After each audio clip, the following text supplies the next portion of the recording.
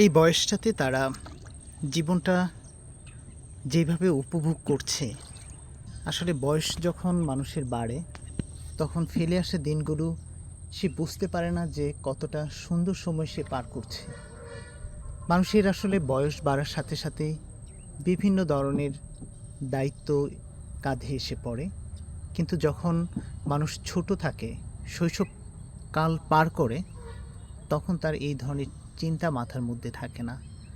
আসলে আমাদের সবারই ছোটোবেলাটা অনেক আনন্দ হুল্লোড় হই হুল্লোড় করে কেটেছে। এই যে ছোট ভাই বোনরা যেভাবে সময়কে পার করছে, আমরাও একটা সময় এরকম সময় ফেলে এসেছি।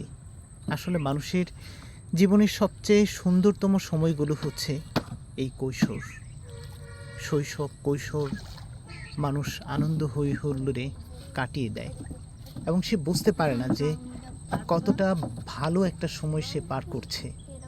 মানুষের যখন বয়স বাড়ে তখন আস্তে আস্তে বুঝতে পারে যে পিছনের সময়গুলো, ফেলে আসা সময়গুলো অসাধারণ ছিল।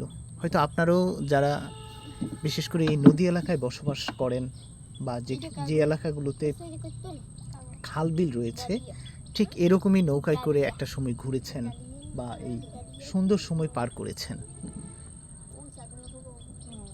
আসলে এই সময়গুলো হচ্ছে জীবনের সর্বোচ্চ সুন্দর সময় বলা যায়।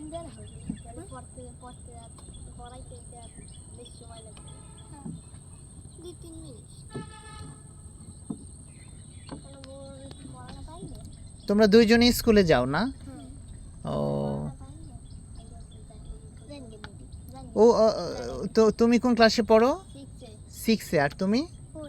ক্লাস 4-এ পড়ো। তোমাদের বাবা মা কি করেন? ও, তোমরা ভাই বোন না? ও, ভাই বোন।